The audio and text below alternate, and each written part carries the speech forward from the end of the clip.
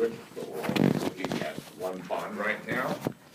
Partial negative, partial positive. Up till now, we've probably mainly been using these numbers here. Is this next one, do we have numbers for either of those? Somewhat of a trick question. There's actually a number for one of them, you may not realize it. Do I know what silicon is? 2.0, because it's a metalloid. Do I know what bromine is compared to 2.0, higher or lower? Higher. It's gotta be higher, it's a non-metal. So can I know, even if I don't know the numbers, if I know the trends and some of the other information, can I figure this one out?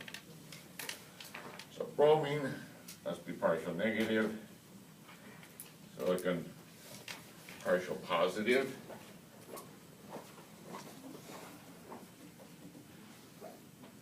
So again, we'll be using this idea later on. Does everything dissolve in water? Can you think of something that doesn't dissolve well in water? Sorry? Aluminum? You think of anything else? I was thinking gasoline or something like that, or wax, something like that. Later on, we'll talk about the idea that like dissolves like. Water has polar bonds. It will dissolve other molecules that have polar bonds. Does sugar dissolve pretty well in water? And everyone probably is familiar with that idea. Sugar has polar bonds, so sugar dissolves well in water. Gasoline, which is just hydrogen and carbon, it has fairly non-polar bonds, so it doesn't dissolve well in water. This is an example of what we'll be doing with the bond polarity later on in the semester and later on in the year. Let's make it a little bit more complicated, shall we? Or add more detail, really. If the difference in polarity is small, if there's only a small difference between the numbers, it's basically going to act like a non-polar bond, almost as if they were exactly the same electronegativity. So if the difference in electronegativity is less than 0.5, with the difference between hydrogen and carbon, is that less than 0.5? What's hydrogen? Hydrogen is 2.1, carbon is 2.5, so you'd have difference of 0.4. Yeah, there's a difference of 0.4 between carbon's 2.5 and hydrogen's 2.1. So that means that a hydrogen to carbon bond is going to be a non-polar bond. Anytime that the difference is less than 0.5, the bond's essentially going to be a non-polar bond. What sort of difference would it take to be a polar bond? Greater than 0.5 seem reasonable? How about hydrogen to oxygen? What's the difference there? 3.5 for oxygen minus 2.1 for hydrogen, a 1.4 difference. So if the difference is greater than 0.5, it's a polar covalent bond. All I really wanted to add was that statement that if it's less than a 0.5 difference, it's non-polar. If it's greater than 0.5, it's polar. What about if it is 0.5? Would that be greater than or equal to? Quick look, it's Elvis. No, won't work. Okay, she's asking if you did it here. A very good question. What if it's exactly 0.5? Which is things like carbon to chlorine or carbon to nitrogen. Would it make sense that it's probably just right at the borderline between polar and non-polar? And sometimes it's going to act non-polar, sometimes it'll act polar? Does that sort of answer the question? May not be a great answer, but does that sort of make sense? That's going to be right at, it's going to act like it's right at the cutoff? Yeah. In terms of solubility, carbon to chlorine acts like a non-polar bond. But in terms of how it reacts a little bit like a polar bond. So a little bit of both.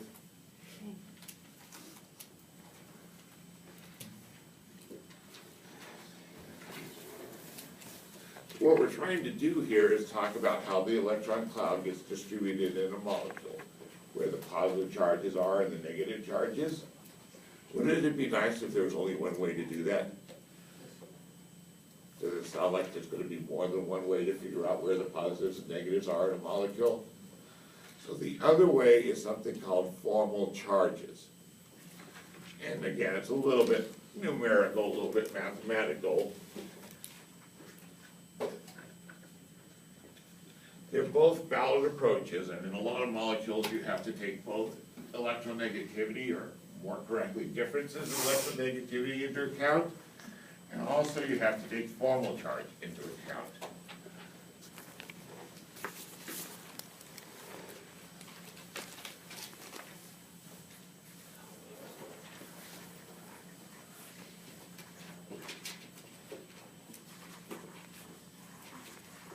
Over here, we were just saying the electron cloud shifts towards the chlorine.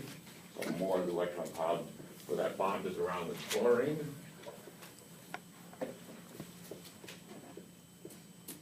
Formal charge is the same goal, figuring out how the electron cloud is distributed in a molecule.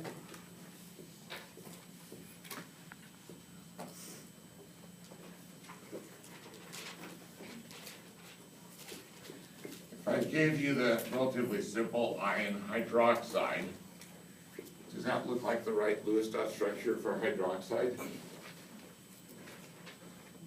So for formal charges, for one thing, you're gonna look at a complete Lewis dot structure, not just a portion of the molecule. If this were just a discussion of electronegativity, where do you think this negative charge would mainly be? On the oxygen or on the hydrogen? Oxygen. Oxygen. Oxygen is more electronegative. Formal charge is just sort of counting how many electrons are around each atom compared to how many it started with as a separate atom, a separate neutral atom.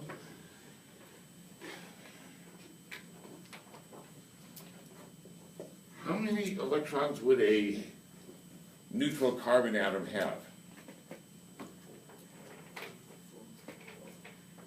Not 6? Is it carbon, excuse me, did I say carbon or oxygen at first? I meant to say oxygen if I said carbon, I'm sorry. This oxygen, as a neutral oxygen, wouldn't it start out with 6 valence electrons? So to calculate formal charge, you start with the group number. That's basically how many valence electrons it has as a neutral atom, and then it can gain or lose electrons compared to that starting point.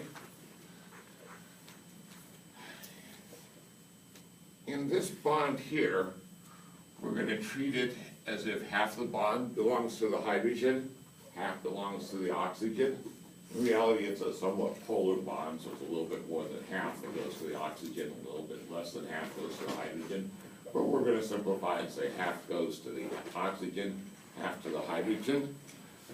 So I'm going to count half this bond as being 1 electron that is currently on that oxygen. So I'm going to do minus the number of bonds, because the atom gets 1 electron for each bond it has. A bond is 2 electrons, we're giving 1 electron to each atom in that bond. So if I add up how many bonds, make it a negative, because electrons have a negative charge. The other electrons around this oxygen are the lone pairs. Do those lone pairs belong to the hydrogen at all, or only to the oxygen? Only to the oxygen. So all the lone paired electrons, I'm going to count as belonging to the oxygen. Since they're negative, I'm still going to do a negative here in my math, since electrons are negatively charged.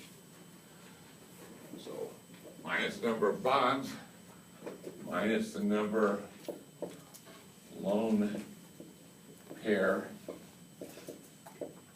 electrons. So formal charge of the oxygen, I take my group number 6, I've got 1 bond, so I'm going to do -1. For each bond, I only count one electron, but for each lone pair, I'm gonna count both of them.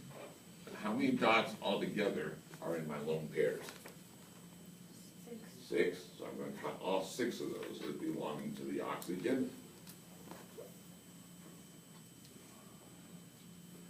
So the bond, that's the 1.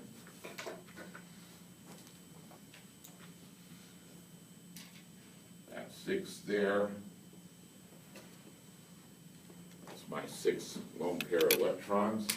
That first 6, that's just the group number. You just look at the periodic table, whichever atom you're talking about, you find the group number from the periodic table. And without your calculators, what's 6 minus 1 minus 6? Minus 1? Isn't the group number for oxygen 8?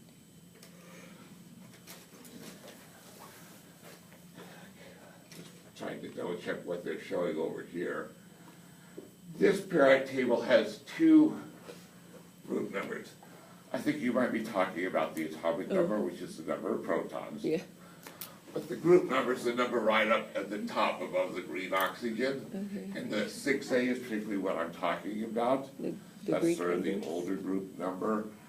The newer group number is 16, but 16 doesn't help us much here. Okay. So we'll usually don't pay much attention to the newer sort of group numbers. The newer group numbers run from 1 to 18 in order, but we usually ignore those. So a minus 1 here. So this was just our first effort to calculate a formal charge. Hopefully a pretty easy example was the intent. Is it possible for formal charge and electronegativity to agree with each other, give us the same result? With electronegativity, didn't we say the negative charge should be on the oxygen? That's what this is saying as well. The formal charge is saying that there's a negative charge on oxygen, so the 2 approaches are agreeing with each other. We should still calculate the formal charge on the hydrogen. Just bring a little subscript here, H, to say I'm talking about the formal charge on the hydrogen. What's the group number for hydrogen? 1. How many bonds to the hydrogen? Just the 1 any lone pairs? No. And that adds up to how much? 0? If I add the formal charge of all the atoms in the chemical species, in this case minus 1 plus 0, how much is that? Minus 1. One way to check the math, make sure you didn't do a silly math mistake somewhere along the way, the sum of all the formal charges adds up to the charge of the chemical species. If I had a neutral molecule and I added up all the formal charges, it should add up to 0. If I have a minus 2 anion and I add up all the formal charges, it should add up to minus 2. It's mainly useful as a way to double check your math, to make sure you didn't do a silly math mistake somewhere along the way. Okay, does it make sense so far? Basically just using this calculation up here, do you think it ever gets more complicated? No? This is chemistry. Chemistry, it's easy. Complicated.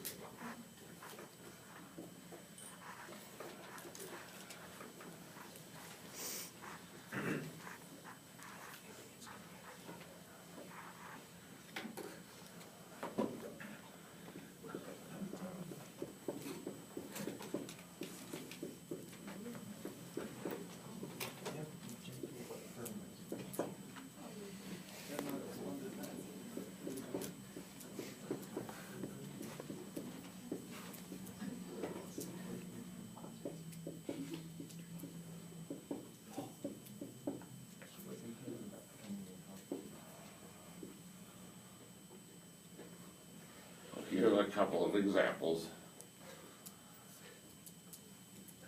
Are you ready to try some on your own while I shut up, or? Okay. Of course, afterwards, then I'll tell you some very useful tips if you struggle with it for a while.